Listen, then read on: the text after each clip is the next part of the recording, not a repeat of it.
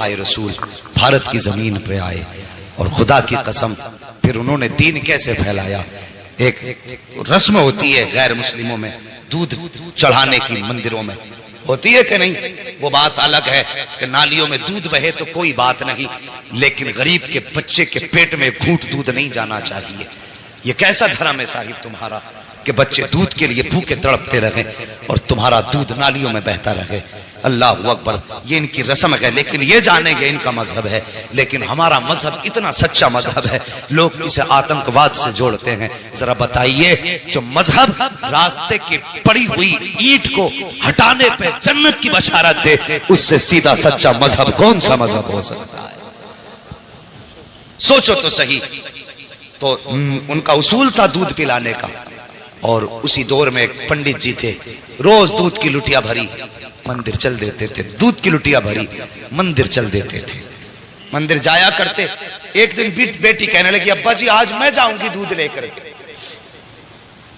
जब इतनी बात कही ना, आज मैं जाऊंगी दूध लेकर, बाप कहने लगा नहीं बेटी हम खुद जाएंगे। कहा नहीं बाबा मैं जाऊंगी, चूंकि बेटियां बाप की लाडली हुआ करती हैं, कभी कभी बाप बेटी की ख्वाहिश के आगे मजबूर होता है। बाप ने इजाजत दे दी, बच्ची ने दूध लिया, लुटिया लेकर के मंदिर की तरफ आई। मंदिर में आई, उसे पता नहीं था कि दूध पिलाया जाता है कि दूध बहाया जाता है। आई, आने के बाद मूर्ति के आगे बैठ गई, कहने लगी लो बाबा दूध पी लो। उसने पहले शराफत से कहा दूध पी लो, लेकिन कोई जवाब नहीं आया। फिर कहने लगी दूध क्यों नहीं पीते हो, दूध पी लीजिए, फिर कोई जवाब नहीं आया। बच्ची समझने लगी मेरे बाप तो रोज दूध लाया करते हैं और कहते हैं बेटी मैं भगवान को दूध पिला के आया हूं, शायद मुझसे नाराज हो गए हैं इसलिए दूध नहीं पी रहे हैं। ये बात बच्ची के दिल में आई, कहने लगी बाबा भगवान मुझसे कौन सा पाप हो गया है जिसकी वजह से आप दूध नहीं पी रहे हो। पत्थर था, पत्थर भी कभी बोला करते हैं। बच्ची ने सोचा शायद ये मुझसे नाराज हैं। फिर बच्ची ने बहुत बड़ा अहद कर लिया। बच्ची ने कहा अगर तुम दूध नहीं पियोगे तो तुम्हारे चरणों में अपनी जान दे दूंगी। ये कह के बच्ची ने लुटिया तो इधर रखी है और अपना सर उसके कदमों में मारना शुरू कर दिया है। इस बेदर्दी के साथ उसने सर पटका कि माथे से खून बहना शुरू हो जाता है। जब बच्ची सर पटकती रही, रोती रही, उसी रास्ते से इत्तेफाक से गरीब नवाज का गुजर हो जाता है, अताए रसूल का गुजर होता है। जैसे गरीब नवाज ने बच्ची को रोते देखा, सर पटकते देखा, आप आए हैं। आने के बाद पेशानी की जगह अपनी हथेली रख दी है। जैसी हथेली आई है, बच्ची ने यूं सर उठाया, सादा से बाबा को देखा, देख के कहने लगी बाबा कौन हो। कहने लगे बेटी बता तो सही बात क्या है, ये अपने ऊपर जुल्म क्यों कर रही है। उसने कहा बाबा आप जाइए, ये मेरे भगवान का मामला है। मेरे गरीब नवाज ने फरमाया बेटी बता तो सही क्या मामला है, आखिर ये क्यों कर रही है। उसने कहा बाबा तुम क्या जानो, तुम तो मुसलमानों के धर्म गुरु हो, ये हमारे मजहब का मामला है। गरीब नवाज ने कहा बेटी बता तो सही बात क्या है। बच्ची कहने लगी सुनो बाबा अगर नहीं मानते हो तो सुनिए, मेरे बाप रोज दूध पिला के जाया करते हैं, लेकिन आज मैं दूध लेकर के आई हूं तो ये दूध नहीं पी रहे हैं, शायद ये मुझसे नाराज हैं। तो मैंने ये कसम खाई है या तो ये दूध पिएंगे या मैं अपनी जान दे दूंगी। जैसे इतना सुना है, गरीब नवाज कहते हैं बेटी बस इतनी सी बात है। कहा हाँ बस इतनी सी बात है। आपने फरमाया कि दूध क्यों नहीं पीते हो। जब बच्ची कह रही है तो दूध पी लीजिए, जैसे इतना कहा है वो पत्थर टस से मस नहीं हुआ। आपने फरमाया सुनता नहीं कौन कह रहा है, मोइनुद्दीन कहता है दूध पी ले, उसने फिर भी दूध ना पिया है। उसके बाद गरीब नवाज ने उसके कान पकड़े और घुमा के कहा पीता क्यों नहीं है। जैसे इतना कहा है पत्थर के हाथ हिलना शुरू हो जाते हैं। उसने प्याला पकड़ा है, होठों से लगाया है, दूध पीना शुरू कर देता है। और पीता क्यों नहीं, कहने वाला कोई आम न जाना था, जबान गरीब नवाज की थी। फैजान मदीने वाले मुस्तफा का हो रहा। नारे या रसूल अल्लाह, या रसूल अल्लाह, नारे जिंदाबाद, जिंदाबाद, अल्लाह अकबर, सुभान अल्लाह, सुभान अल्लाह अकबर। बच्ची ने दूध पिलाया और जैसी चली घर की तरफ, उसके बदन पे खून, कपड़ों पे खून, चेहरों पे खून, उसका पूरा बदन खून से लथपथ था। और मुझे बताइए अगर कोई बेटी अकेली जंगल से आ रही हो और बदन खून में लथपथ हो, सर से खून बह रहा हो, तो कोई ये नहीं सोचेगा कि इसने चोट खाई है। तरह तरह के गुमान लोगों के दिल में आते हैं, तरह तरह के ख्यालात लोगों के दिल में आते हैं। बेटी पंडित की थी, जब घर की तरफ चली है, बस्ती में कदम रखा, बस्ती वालों में शोर हो गया कि पंडित जी की बेटी देखो खून में नहा के आई है। अल्लाह अकबर, गांव वाले लोग पीछे पीछे हो गए। बच्ची घर आई है, अल्लाह अकबर। बाप ने बेटी के माथे पे खून देखा। बाप तो बाप होता है, चाहे वो किसी भी धर्म का हो। तड़प गया, कहने लगा बेटी बात क्या है? उसने कहा पापा मैं दूध लेकर के गई थी और मेरे भगवान ने दूध पीने से इनकार किया। उन्होंने दूध ना पिया तो मैंने कसम खाई थी कि अगर दूध नहीं पियोगे तो मैं तुम्हारे चरणों में अपनी जान दे दूंगी। ये कह के मैंने जब सर उनके कदमों पे मारा है, अल्लाह अकबर, सर कदमों पे मारा है, वो कहती है तब मेरे जिस्म में खून बहा है, तब सर फटा खून बहने लगा, लेकिन बाबा मैं दूध पिला के आई हूँ।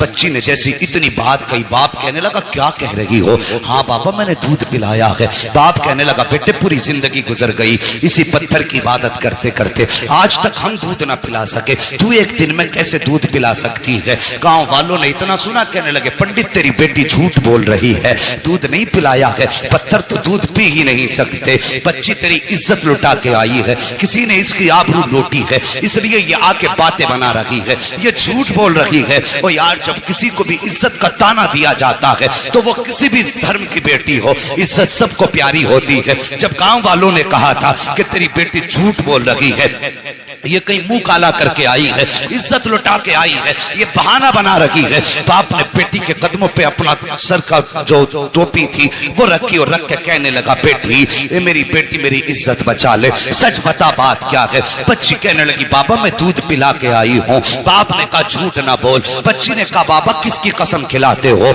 मैं सबकी कसम खाने तैयार हूँ, लेकिन सच यही है दूध पिला के आई हूँ। जब बेटी ने बात बात पे यही जवाब दिया, गांव वाले कहने लगे पंडित जी अगर यही सच है, अगर आज इसने दूध पिलाया है तो फिर कल भी तो यही दूध पिला सकती है, कि चलिए कल हमारे सामने दूध पिलाए तब मानेंगे कि तुम्हारी बेटी सच्ची है। बाप ने बेटी का चेहरा देखा, कहा बेटी तेरा क्या फैसला है, क्या तू दूध पिलाने के लिए फिर से तैयार है? बच्ची ने कहा हाँ मैं तैयार हूँ। कहा ठीक है, दिन मुकर्रर हुआ, वक्त मुकर्रर हुआ, फिर से पूरा गांव और ये बच्ची उसी मंदिर की तरफ चले हैं जहां बच्ची ने उसको दूध पिलाया था। जब उसी मंदिर के दरवाजे पे बच्ची गई है, जाने के बाद पूरा गांव तमाशाई है, बाप भी साथ में है। बच्ची ने जाके दूध का प्याला रखा और रखने के बाद फिर कहती है महाराज दूध पी लीजिए, मेरे भगवान दूध पी लीजिए, लेकिन वो फिर पत्थर है, दूध कैसे पिए? बच्ची ने जब कहा दूध पी लीजिए, पीते क्यों नहीं हो? गांव वालों ने कहा लगाया, कहा सुन पंडित हमने पहले ही कहा था तेरी बेटी झूठ बोल रही है, ये मुंह काला करके आई है इसलिए अपनी इज्जत बचा रही है। जब इतनी बात बच्ची ने सुनी है, बच्ची का दिल टूट जाता है, बच्ची की आंख में आंसू आए, लेकिन साथ ही गुस्सा भी आया। बच्ची जलाल में उठ के खड़ी हुई, तवज्जो करना, बच्ची जलाल में उठ के खड़ी हुई और कहने लगी दूध पीता है या कल वाले बाबा को बुलाना पड़ेगा, दूध पीता है या कल वाले बाबा को बुलाना पड़ेगा। जैसी इतनी बात बच्ची ने कही है, फिर उसने हाथ बढ़ाया है, दूध पीना शुरू कर दिया है। फिर जब पत्थर की मूर्ति ने दूध पी लिया है, कहने लगी बाबा देखो कल भी ऐसे ही दूध पिया था, आज भी दूध पी लिया है। बाप ने कहा बेटी ये बाबा कौन है बता तो सही, कल कौन आया था? बच्ची ने कहा बाबा मैं उसका नाम तो नहीं जानती हूँ, लेकिन इधर से आया था इधर गया था, पूरा गांव उस जगह पे निकल गया जिस पे गरीब नवाज गुजर के गए थे। एक दरख्त के नीचे जाके देखा मेरे गरीब नवाज बैठे हुए हैं। जाने के बाद कहा था बेटी यही बाबा है? कहा हाँ यही बाबा है। पंडित कदमों पे सर रख के कहता है महाराज तुम भगवान हो, जिसके कहने से पत्थर ने दूध पी लिया है, इतना कहा है। गरीब नवाज ने निकाह के करम उठाई है, फरमाते मैं कोई खुदा नहीं हूँ, मैं कोई भगवान नहीं हूँ। कहा बताओ तो सही फिर किसकी पावर है जो पत्थर दूध पी ले? गरीब नवाज ने कहा था वो मेरी पावर नहीं बल्कि वो उसकी पावर है जिसको गरीब नवाज पूजा करता है। कहा कौन है वो? गरीब नवाज ने कहा था वो है जिसने तुमको भी पैदा किया है, गरीब नवाज को भी पैदा किया है, अगर पूछना है तो खुदा का पूछो। सबने कहा था ये कह के गरीब नवाज चले, तोड़े कदम पकड़े लोगों ने, कहा गरीब नवाज आगे ना जाइए, पहले हाथ बढ़ाइए, कलमा पढ़ा के हमें मुसलमान बना जाए। नारे तकबीर, नारे रिसालत, उलमाए अहले सुन्नत, अज़मते इस्लाम, अज़मते इस्लाम, अज़मते इस्लाम।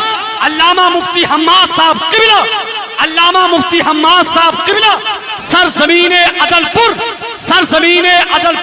नारे तकबीर नारे रिसाल। लक़द काना लकुम फी रसूलिल्लाहि उस्वतुन हसना, और मेरे महबूब की जिंदगी तुम्हारे लिए बेहतरीन नमूना है। हुजूर के किरदार को अपनाइए, बेटियों से प्यार करो। बेटी बेटी है, चाहे वो दोस्त की बेटी हो या दुश्मन की बेटी हो। मेरे हुजूर के दरबार में हातिम ताई की बेटी आई थी, नंगे सर आई। मेरे हुजूर ने अपनी मुजम्मिल वाली चादर सर पे डाल दी, मुजम्मिल वाली चादर डाल दी। किसी सहाबी की जबान से निकल गया, हुजूर ये बरकतों वाली चादर, और एक दुश्मन की और काफिर की बेटी। मेरे हुजूर ने फरमाया चुप हो जाओ, बेटी बेटी हुआ करती है, चाहे वो मोमिन की बेटी हो चाहे वो काफिर की बेटी। और जो काफिर की बेटी को इतनी इज्जत दे, अगर उसकी उम्मत की बेटी की आंख में कोई आंसू दे तो फिर वो सोच ले कब्र में मुस्तफा का सामना कैसे करना है। मेरे हुजूर ने तो फरमाया था मेरी बेटी मेरे जिगर का टुकड़ा है। उस दौर में फरमाया था जब बेटियों को कत्ल करने पे लोग फख्र करते थे, फरमाया था मेरी बेटी मेरे जिगर का टुकड़ा है। खुदा की कसम हुजूर की जबान से इस जुमले का निकलना था, ये हुजूर ही के जुमले की बरकतें हैं। आज हर घर में बेटी को अल्लाह की रहमत समझ के रखा जाता है, ये उनकी जबान की बरकत है। वरना आज हम भी बेटियों को कत्ल कर रहे होते। उनके दामन से जुड़ना क्या था। खुदा की कसम जो बेटियों को कत्ल करने में जिनके माथे पे पसीना नहीं आता था, जिस दिन से हुजूर का दामन थामा वो जमीन पे पैर फूंक के रखते थे और डरते थे कहीं हमारे पैर के नीचे चूंटी ना आ जाए। ये हुनर किसने सिखाए? मेरे हुजूर के दामन ने, हुजूर के प्यार ने। जब तक बिके न थे तो कोई पूछता न था, तुमने खरीद कर हमें अनमोल कर दिया। हमारी तो कोई इज्जत ही न थी। आज जो इज्जतों की महराज मिली है ना, खुदा की कसम ये मोहम्मद अरबी के ठोकरों के सदक़े में। अगर फिर सदका उनकी ठोकरों का है तो जवान उनसे प्यार कर, उनसे वफा कर। तेरे घर में बेटी है, बेशक वो तेरे लिए बड़ी रहमत है अल्लाह की, लेकिन एक नजर उसे ये भी सोच के डाल लिया कर कि मेरे हुजूर को बेटी बड़ी प्यारी थी। खुदा की कसम अल्लाह हर नजर के सदक़े में तुझे मुस्तफा के इश्क का सवाब अता फरमाए। करेंगे ना इंशाअल्लाह ऐसे ही। हाँ बेटे मांगो, तुम्हारी मर्जी है सजदों में गिर के, इसलिए कि उनसे तुम्हारा नाम चलेगा। लेकिन कभी रो के रब से बेटियां भी मांग लिया करो, इसलिए कि बेटे नसीब से पैदा होते हैं, बेटियां रब की रहमत बन के आया करती हैं। हाँ बेटी पैदा हो, चेहरा ना बिगाड़ना, मुकद्दर पे नाज करना। अल्लाह ने बेटी दी है, यकीनन कोई नेकी तूने की है जिसकी वजह से अल्लाह तुझसे इतना राजी हुआ है कि तेरे आंगन में बेटी उतार दी। वो फरमाया गया बेटी क्या आ गया। बस आखिरी बात सुन लो और बात खत्म कर लो। इंशाल्लाह कभी फिर, इंशाल्लाह कभी फिर भाई, नहीं कभी फिर मेरी बात समझिए। मैं कि अगर बचपन की बात की जाए, अल्लाह अकबर, गरीब नवाज कोई आम बेटा नहीं है मुस्तफा का। नसीब वाले हो, हिंदुस्तान लावारिस नहीं है। ये वो मुल्क है जिस मुल्क के अंदर अपना सफीर मुस्तफा ने खुद भेजा है, खुद मुस्तफा ने भेजा। और तुम्हें क्या लगता है सबसे पहले गरीब नवाज आए? नहीं, उनसे भी पहले बाबा रतन हिंदी पंडित थे। आज भी हिंदुस्तान पाकिस्तान के बॉर्डर पे इनका मज़ार है। जानते हो पहले लोग तिजारत में जाते थे ना, परदेश जाया करते तो अरबों से उस वक्त तिजारत का मामला था, ये गए थे। हुजूर के बचपन का जमाना था, इनकी जवानी थी, बाबा रतन हिंदी की जवानी थी। सुने, बाबा रतन हिंदी की जवानी, हुजूर का बचपन। तो आप गए ना, उस वक्त अरब में थे, तो आपने देखा कोई बच्चा है जो एक छोटी नहर के इस पार खड़ा है। और जब रतन हिंदी गुजरे, उन्होंने देखा कोई बच्चा खड़ा है। आपने जब चेहरा देखा ना मुस्तफा का, और फिर हुजूर का चेहरा, खुदा की कसम जुल्फ देखी है कि नजरों ने घटा देखी है, लुट गया जिसने मोहम्मद की अदा देखी है। बचपन था हुजूर का, लेकिन बाबा रतन हिंदी ने मुस्तफा को देखा ना, था तो बचपन मगर दिल दे बैठे। करीब जाके कहने लगे, बेटे इजाजत हो तो मैं तुम्हें कंधे पे बैठा के नहर पार करा दूं। मुस्तफा ने मुस्कुरा के कहा जैसे आपकी मर्जी। क्या फरमाया? जैसे आपकी मर्जी। उन्होंने कंधे पे मुस्तफा को बिठाया, नहर पार कराई। हुजूर ने 3 मरतबा फरमाया अल्लाह तेरी उम्र में बरकतें करे, अल्लाह तेरी उम्र में बरकतें करे, अल्लाह तेरी उम्र में बरकतें करे। जब हुजूर ने 3 मरतबा दुआएं दी, अल्लाह ने पहली दुआ के सदके में उनको 300 साल की उम्र अता फरमा दी। कितनी? कितनी? ओ बोल यार, अगर बरेलवी बैठे हैं तो। हुजूर ने उम्र की दुआएं दी, अल्लाह ने कितनी बढ़ाई? 300 साल। यही रतन हिंदी भारत आ गए, वापस आ गए। मतलब नहीं, कुछ नहीं पता चला।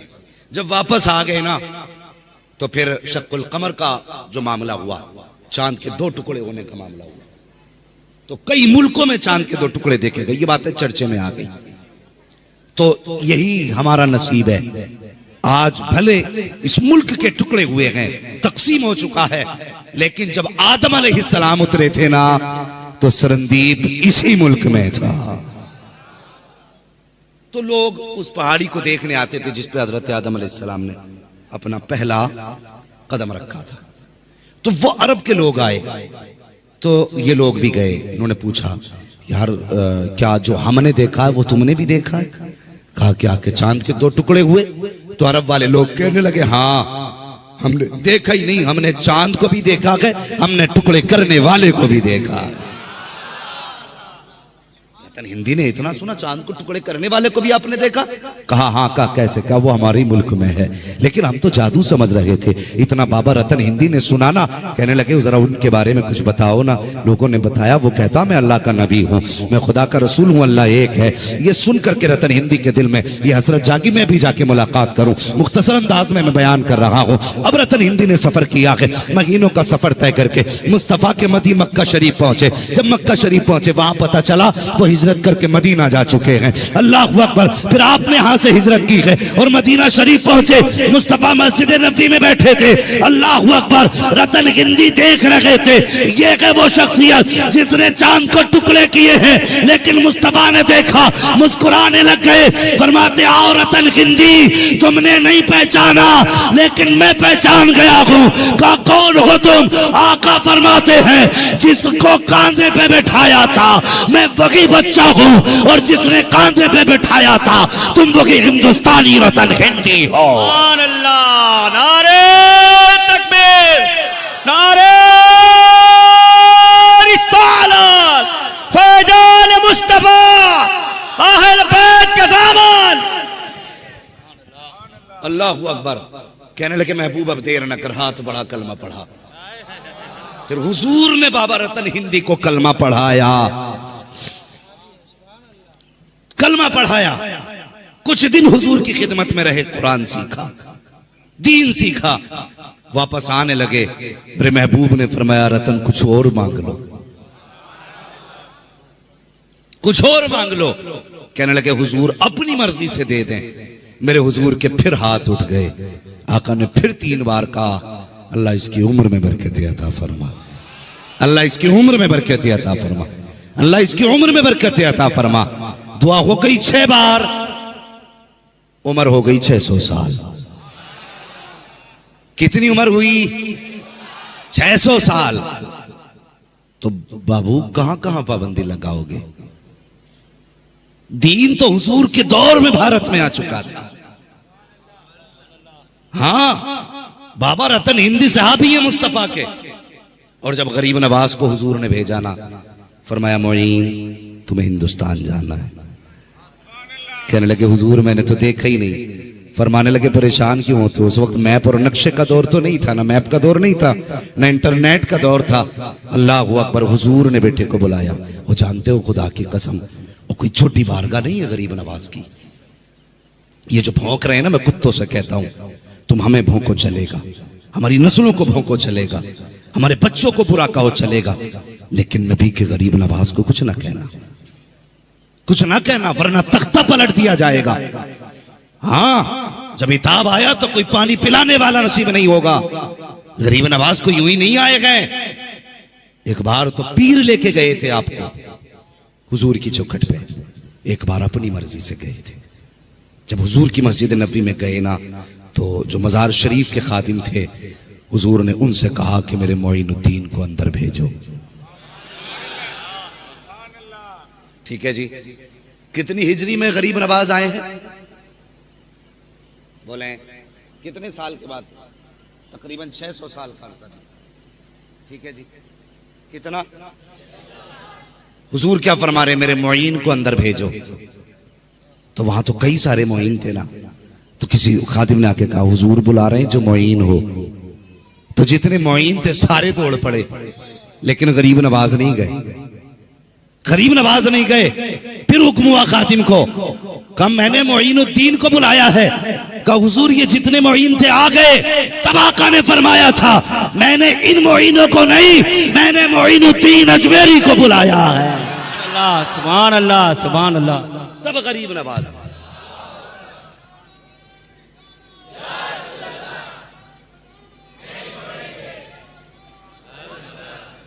हाँ, फरमाया मैंने मोइनुद्दीन चिश्ती अजमेरी को बुलाया। फिर गरीब नवाज गए। अब सुने, अंदर गए तो क्या देखते हैं? मुस्तफा ने बाजू फैला के इस्तकबाल किया। यूं ही ना समझना, अताए रसूल गरीब नवाज हुजूर के भेजे हुए हैं। होश में काम करना, होश में। हाँ, ये गरीब नवाज भारत आए, तुम्हारी औकात क्या है तुम मिटा सको? गरीब नवाज की चौखट है। एक खातून पे कोई बच्चा ही नहीं था। जब कोई बच्चा नहीं था ना खातून पे, तो वो गरीब नवाज की चौखट पे आई। कहने लगी हुजूर दुआ करें अल्लाह मुझे एक बेटा दे दे, बेटा दे दे। और सखियों के दरबार से कभी कोई खाली गया है? कोई खाली नहीं जाता। अल्लाह ने अपने फजल से बेटा दिया। गरीब नवाज की दुआ काम आ गई। फिर वो हर साल बच्चे को लेके जाती थी। जब छठी आई ना बच्चे की, अजमेर शरीफ लेके गई। 6 साल के बच्चे कितने बड़े होते, ना समझ बच्चा था। पेशाब लगाना, बच्चे ने वही खड़े होकर पेशाब करना शुरू कर दिया। अजमेर शरीफ में बच्ची ने पेशाब किया ना, बच्चे ने पेशाब किया, वहां एक मजार था, उस पे पेशाब बच्चा करने लगा। तो वहां जो भी लेटा है ना, कोई हल्का फुल्का नहीं लेटा है, बड़े बड़े वहां पे कुतुब लेटे हुए हैं, बड़े बड़ा कलंदर लेटा हुआ है। बच्चे ने पेशाब किया ना, तो वो जो साहिब मजार थे जलाल आया, उन्होंने उठाया, बच्चे को पटका, बच्चे का दम निकल गया, बच्चे का इंतकाल हुआ, शोर हो गया, वो बच्चा मर गया। खातून तड़प गई, लाश उठाई बेटे की, गरीब नवाज के कदमों पे रखी, जाके कहने लगी बाबा अगर जिंदगी तूने दी थी तो मौत क्यों तेरे दरबार में आई है? या तो पहले बच्चा ना देता या आज मौत ना देता। इतना कहा था, बच्चा जिंदा हो गया और शोर हो गया, बच्चा उठ गया है। फिर क्या देखा? वो जहां बच्चे ने पेशाब किया था कब्र फटी, बुजुर्ग निकले और निकल के चल दिए। किसी ने कहा किधर जा रहे हो? कहा गरीब नवाज ने कहा है कि तूने बच्चे को क्यों मारा? कहा इसने मेरे मजार पे पेशाब किया, गवारा नहीं हुआ। तो गरीब नवाज ने कहा सुन, यहाँ पे हर तरह का आएगा, अगर बर्दाश्त कर सके तो यहाँ लेट, वरना यहाँ से उठ कहीं जाके और आराम कर ले।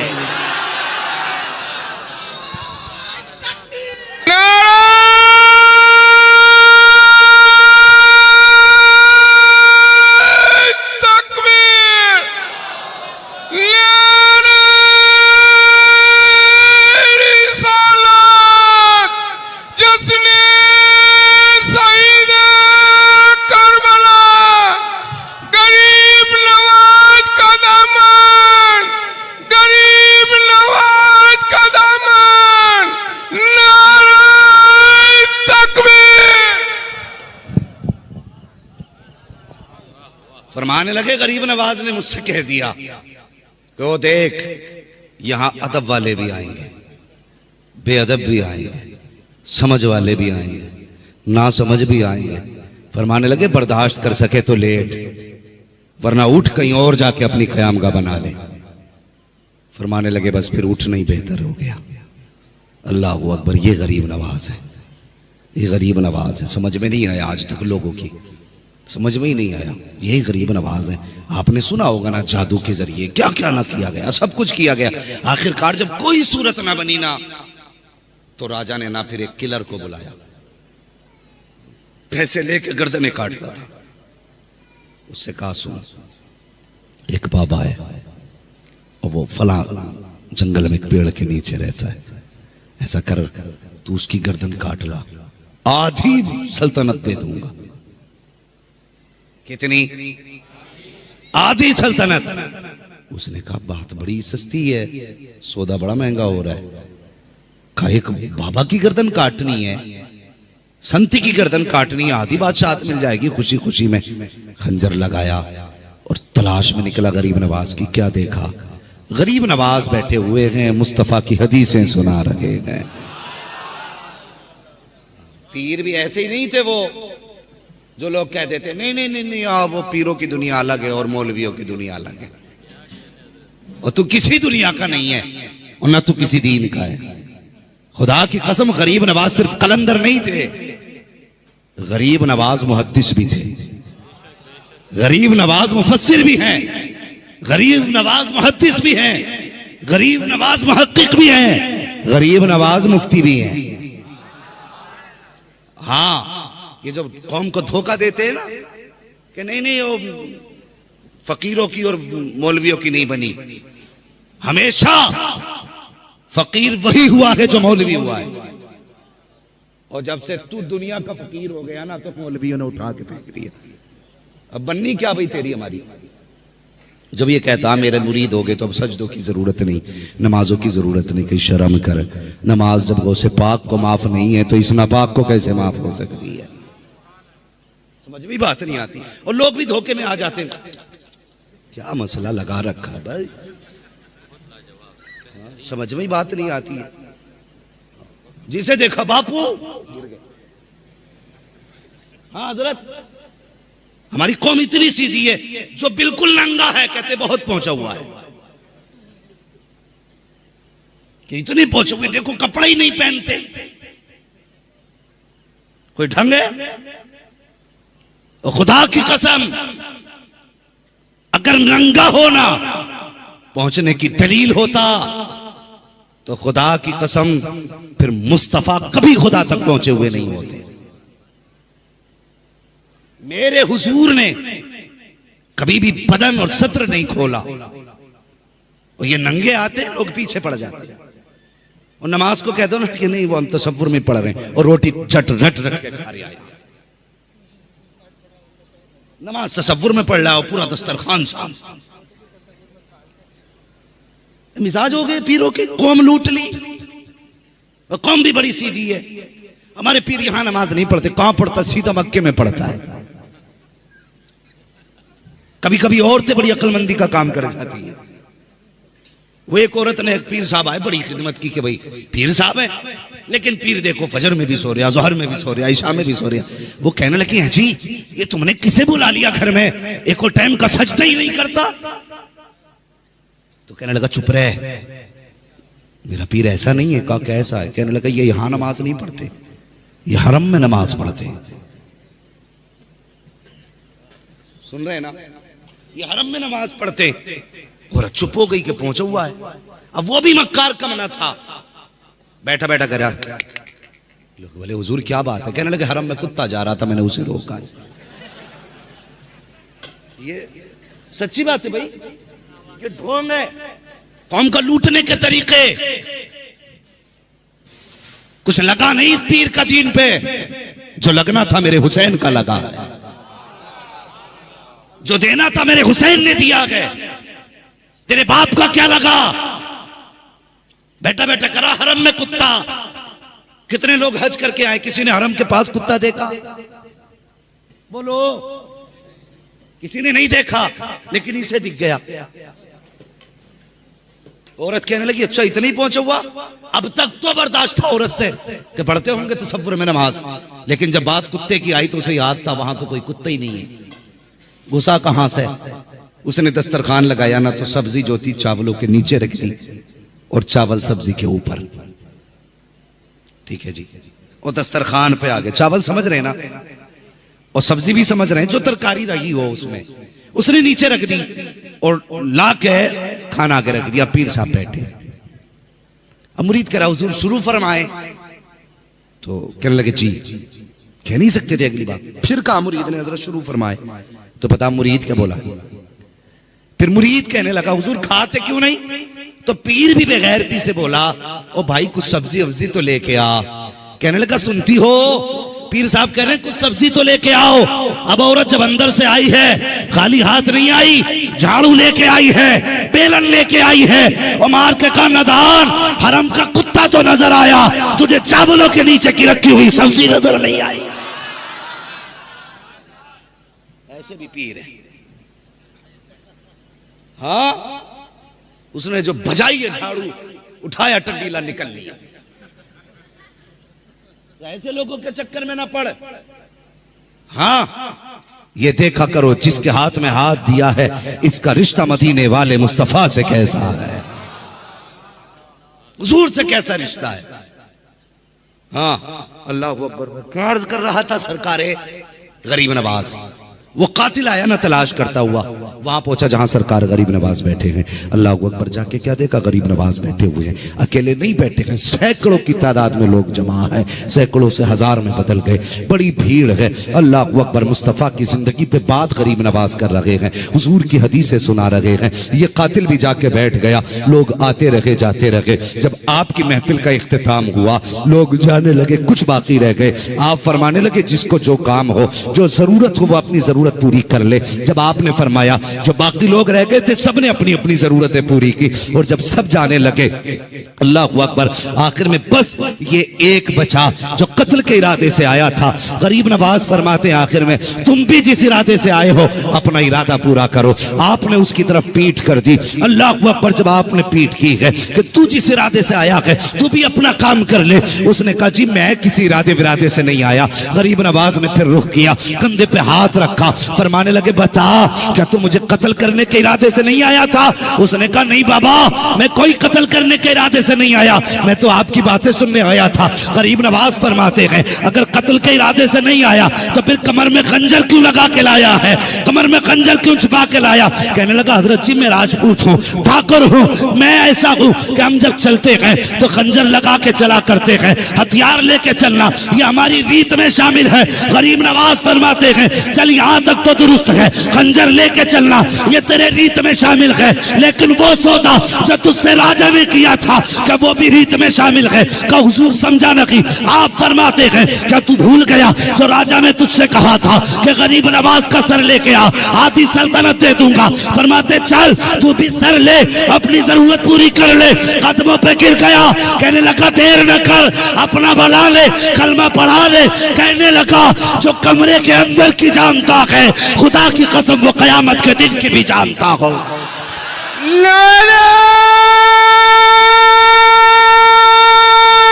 तकबीर,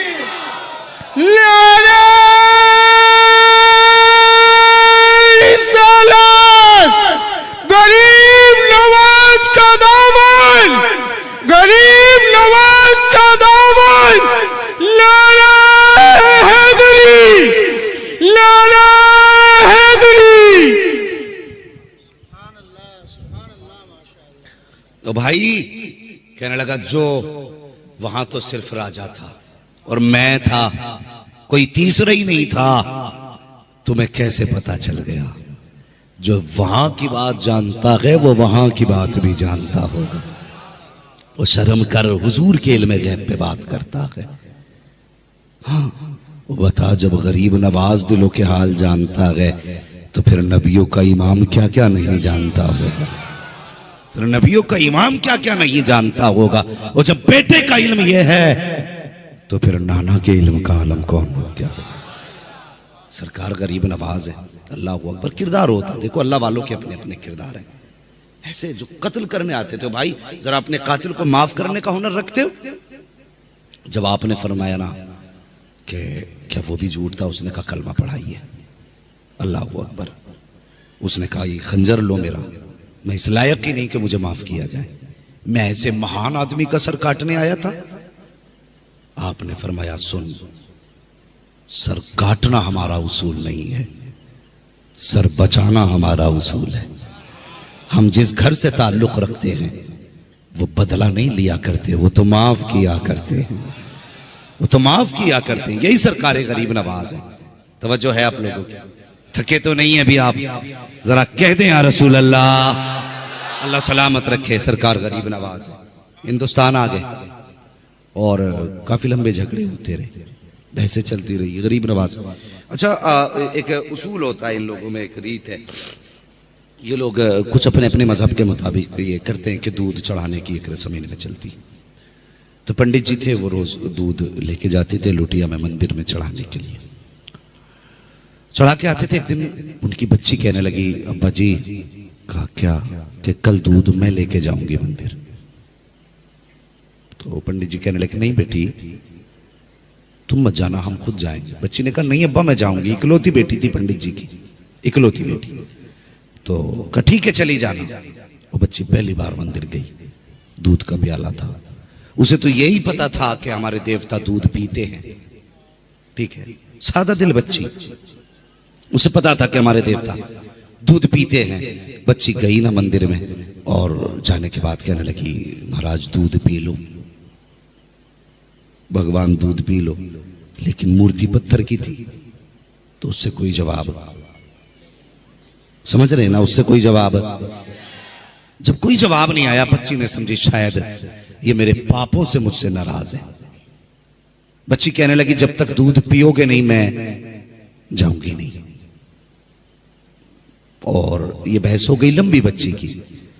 फिर आखिरकार नतीजा ये पहुंचा, बच्ची ने कहा, महाराज अगर दूध नहीं पीते ना तो लो फिर मैं जान अपनी तुम्हारे कदमों पे देने लगी हूं। ये कह के बच्ची ने ना अपना सर उनके कदमों में मारना शुरू किया। उस मूर्ति के पैरों में, पत्थर की मूर्ति थी, पैरों में सर मारना शुरू किया ना, बच्ची का सर फटा, खून बहने लगा। इत्तेफाक से सरकार गरीब नवाज गुजर के जा रहे थे, बच्ची को सर मारते देखा ना, फरमाने लगे, बेटी क्या बात है। उसने सर उठा के कहा, बाबा आप अपना काम करो, मुझे मेरा काम करने दो। कहा बता तो सही बात क्या है। उसने कहा, रोज मेरे पापा आते हैं, इन्हें दूध पिला के जाते हैं, आज मैं दूध लेकर के आई हूं, ये दूध पीने ही तैयार नहीं है, मुझे लगता है ये मुझसे नाराज हैं। बाबा मैं अपने पापों का प्रायश्चित कर रही हूं, और ये मैंने कसम खाई है, या तो ये दूध पिएंगे या फिर मैं अपनी जान दूंगी। आप फरमाने लगे, बेटी पत्थर की मूर्त कभी दूध नहीं पीती है। कहा नहीं बाबा आप जाइए, आप हमारे धर्म के बारे में क्या जाने। बच्ची ने इनकार किया, बच्ची ने फिर सर मारना शुरू किया।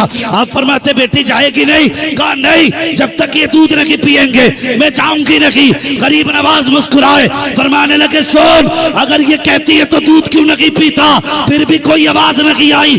आपने मूर्ति के कान पकड़े, फरमाने लगे, दूध पीता है कि नहीं। जब इतना कहा है, पत्थर की मूर्त के हाथ उठे हैं, प्याला पकड़ा के दूध पीना शुरू कर देती है। अल्लाह, नारे तकबीर, नारे रिसालत, सरकार ख्वाजा गरीब नवाज का दामन, ख्वाजा का हिंदुस्तान, ख्वाजा का हिंदुस्तान।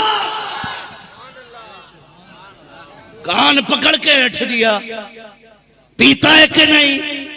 गट गट गट पीना शुरू कर दिया। अब बच्ची खुश घर पहुंची। अब बच्ची के माथे से खून, कपड़ों पे खून। ये समाज बड़ा अजीब है हमारा, बड़ा अजीब समाज है हमारा।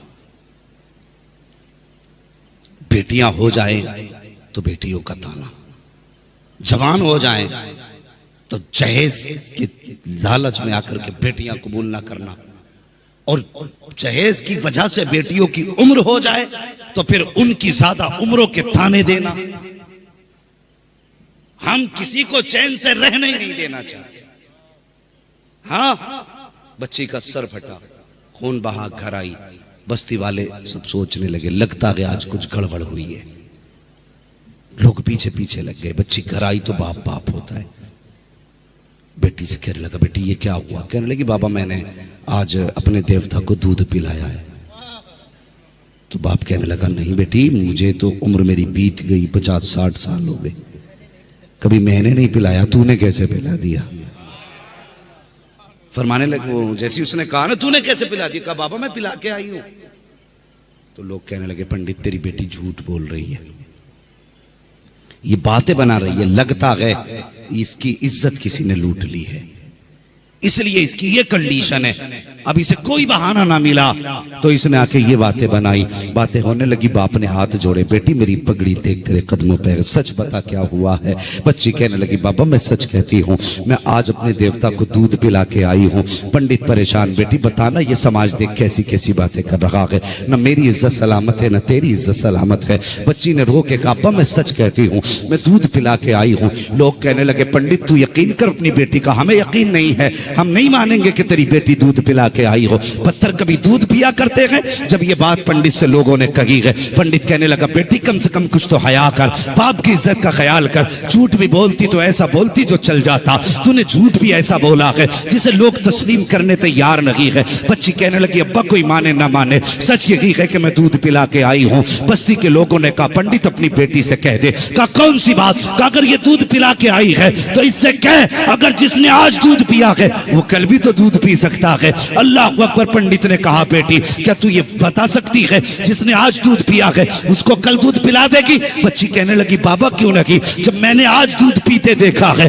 और खुद पिलाया है तो मैं कल भी पिला सकती हूँ। बस्ती ने जब इतना कहा, बस्ती वालों ने कहा पंडित अपनी बेटी से कह कल ये दूध लेके मंदिर चले, देख तू सच्चा तेरी बेटी सच्ची है, उसका झूठ भी पकड़ा जाएगा, सच भी साबित होगा। जब अगला दिन आया है पूरी बस्ती के लोग बल्कि दूर दराज के लोग इकट्ठे हुए हैं और एक अनोखा मंजर देखने जा रहे हैं कि देखे पत्थर कैसे दूध पीता है। बच्ची ने दूध का प्याला लिया है, वही जगह वही मंदिर है, वही पत्थर की मूर्ति वही बेटी है। जाके कहती महाराज दूध पी लो। बच्ची ने कहा है, फिर कोई जवाब नहीं आया, वो तो पत्थर था पत्थर बन गया, फिर दूध कैसे पीता? लोग हंसे ठट्टा मारा। कहा देख पंडित हमने कहा था तेरी बेटी झूठ बोल रही है, कहना इससे ये दूध पिलाए। बच्ची रोने लग जाती है, कहती महाराज मेरी इज्जत का सवाल है, जैसे कल दूध पिया था वैसे आज दूध पी लो। कोई जवाब नहीं आया। सबने कहा पंडित लानत हो तेरी बेटी की जिंदगी पे, इज्जत लुटा के गई है, बदनाम देवता को कर रही है। जब इतना बच्ची ने सुना है वो चला ला गया बेटी को। उसने कहा सुन दूध पीता है या कल वाले बाबा को बुलाना पड़ेगा। इतना कहने की देर थी, फिर हाथ बढ़ाया, दूध पीना शुरू कर दिया। लोग कहने लगे बेटी ये कल वाला बाबा कौन है? कहा मैं नहीं जानती लेकिन चेहरा बता रहा था, वो कोई आम न था बल्कि आसमानों से उतरा हुआ कोई फरिश्ता था। अल्लाह नारे तकबीर, नारे रिसालत, फैजान ख्वाजा गरीब नवाज, ख्वाजा का हिंदुस्तान। बच्ची ने गुस्से में कहा पीता है या बुलाऊं कल वाले बाबा को? खट से पीना शुरू कर दिया। लोग बोले बेटी ये कल वाला बाबा कौन है? कहने लगी अब्बा चेहरे से फरिश्ता लगता था, मुसलमानों का कोई बाबा है, किधर गया कि इधर गया। लोग तलाश में निकले, वही पेड़ वही जगह, गरीब नवाज वहीं बैठे। लोग जाके कहने लगे महाराज आज के बाद हम तुम्हारी पूजा करेंगे।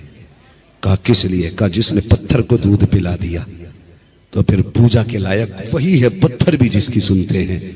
फरमाने लगे पूजा मेरी ना कर, बल्कि पूजा करनी है तो उसकी कर जिसने मोइनुद्दीन को गरीब नवाज बनाया है। अल्लाह अकबर। ये था आपका किरदार, किरदार ये था। लोग हैरत में, लोग कहते हैं हुजूर अपनी बेटी की शफात नहीं करा सकते। मुझे हैरत है, गरीब नवाज गुजर के जा रहे हैं ना, लोग आग की पूजा कर रहे हैं। कहने लगे क्या कर रहे हो? कहने लगे पूज रहे हैं इसको। क्यों पूज रहे हो? कहिए हमें जलाएगी नहीं। फरमाने लगे अच्छा फिर हाथ डाल इसमें। कब से पूछ रहे हो? क्या उम्रें गुजर गई, बाप दादा से पूछते चले आ रहे। कहा हाथ डालना, तुम्हें हजारों साल आग पूजते हुए होगे लेकिन आज तक ये तुम्हें जला रही है। आपने अपना जूता उठाया आग में रख दिया, लकड़ी की कड़ा होती, बहुत देर तक रखे रही हो, फिर हाथ डाला यूं ही निकाल के रख दी। खुदा की कसम जर्रा बराबर भी जूती जलना तो दूर की बात गर्म तक नहीं हुई थी। अल्लाह सुभान अल्लाह। हाँ हरजैन का आदमी है, पानी मंगा लेते, बच्चों को पिला लेते।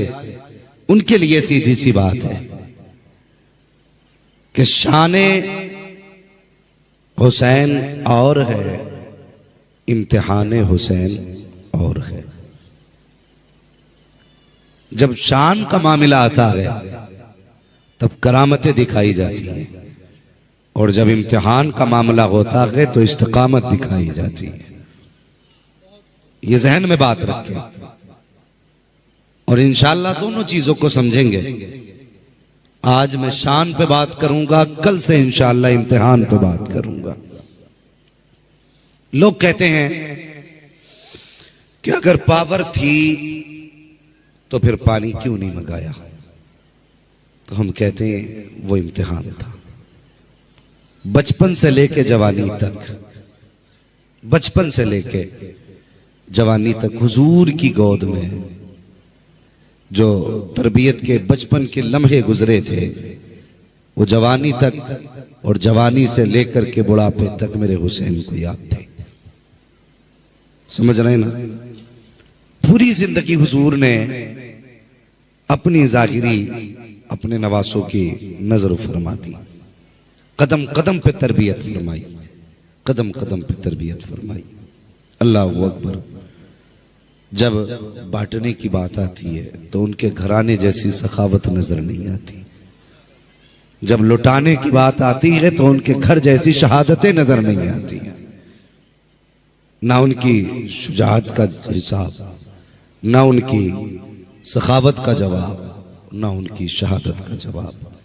वो लाजवाब है, वो लाजवाब है। आप जानते हैं हसनैन करीमैन ने तकरीबन 25 हज पैदल फरमाए थे। कितने बोले? 25 हज पैदल किए थे। और मजे की बात यह थी कि दोनों भाई साथ जाते थे। इत्तेहाद और इत्तेफाक देखिए, दोनों भाई साथ जाया करते थे।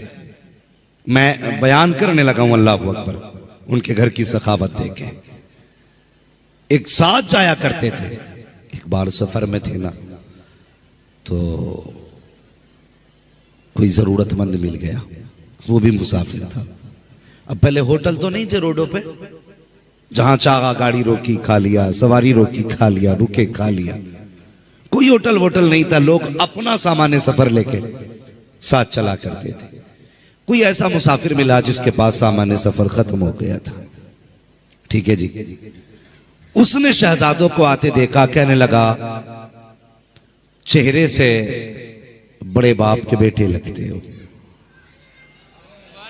जो समझ गए अल्लाह उन्हें मुस्तफा का मदीना दिखा दे, कि चेहरे से बड़े बाप के बेटे लगते हो। का फिर का मुसाफिर हूं, खाने पीने का सामान खत्म हो गया। दोनों भाइयों ने एक दूसरे का चेहरा देखा, सोचने लगे अगर इसे दिया तो हम पे क्या बचेगा। फिर दिल ने कहा यार अगर खाली गया तो हमारा क्या रह जाएगा। समझ लेना, दोनों बातों में फर्क है, गौर करें।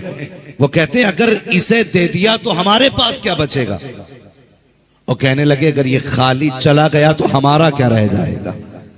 वो जानते हैं आज तक हमारे दरवाजे से कोई खाली नहीं गया। जितना था सामान्य सफर सब उठा के साहिल के हवाले कर दिया। और फिर दोनों भाई चले। रास्ते में भूख लगी। आका हुसैन कहने लगे भाई हसन का जी का भूख लगी है। अब हिम्मत जवाब दे रही है। कहने लगे चलो आगे चलते हैं, अल्लाह कोई ना कोई इंतजाम करेगा। ठीक है, आगे चलते हैं। ये कोना माशाल्लाह बड़ा अच्छा कोना रहता है। वो इधर वाले तो माशाल्लाह पता नहीं तस्बीह लेके बैठते हैं कि मुंह में मसाला लेके बैठते हैं। भाई यहाँ जितनी देर बैठा करें ना, मुंह खोल के बैठा करें। ठीक है, नहीं कुछ लोग ऐसे भी होते हैं मसला कि मौलवी तू अपना काम कर, हम अपना काम कर रहे हैं ना। तो थोड़ा सा जरा बेदारी रखनी चाहिए। तकरीर की नहीं जाती, कराई जाती है। अगर आज मैं कमजोर हूं ना बीमारी की वजह से, तो आपको ताकतवर रहना चाहिए। हाँ, तो अल्लाह करे ये जो आपकी सुभान अल्लाह निकल रही है ना, ये ऐसे निकले जैसे कि आप बीमार नहीं हैं। मुझे खुद ऐसा लग रहा है जैसे आप खुद में बीमार हैं। जरा कह दें या रसूल अल्लाह, माशाअल्लाह, अल्लाह सलामत रखे। भाई आगे आके बैठे हो ना, तो इसका थोड़ा सा जरा हक अदा किया करो। और आगे जितने बंदे बैठा करें ना, ये मौलवी के आगे होते हैं। और आगे वालों का मतलब जानते हो, फरमाया गया मस्जिद में भी अगर जाओ ना, तो फरमाया मिंबर के करीब बैठो, मिंबर के करीब बैठो। फरमाया किस लिए? फरमाया गया जो दुनिया में उलमा के करीब बैठेगा, अल्लाह उसे जन्नत में मुस्तफा के करीब बैठाएगा। कुछ लोग तो जुम्मे के दिन ये सोच के जाते हैं कि जल्दी किधर से निकलेंगे। हाँ, सबसे पीछे के सबसे पहले निकल जाएंगे। भाई यही की तो जल्दी है ना। क़यामत में अफसोस होगा, क्यों ना इन उलमा के आगे बैठे थे, क्यों ना इन उलमा के करीब बैठे थे। आज मुस्तफ़ा की कुर्बत नसीब हो जाती। और जब आप पहले आके बैठ गए हैं और ये बरकतें आप हासिल कर रहे हैं तो फिर जिम्मेदारी भी आपकी ज्यादा बनती है कि नहीं? जिम्मेदारी आप ही की ज्यादा बनती है। वो मुझे एक बात याद आ गई, बता दूं, सुने हैं। एक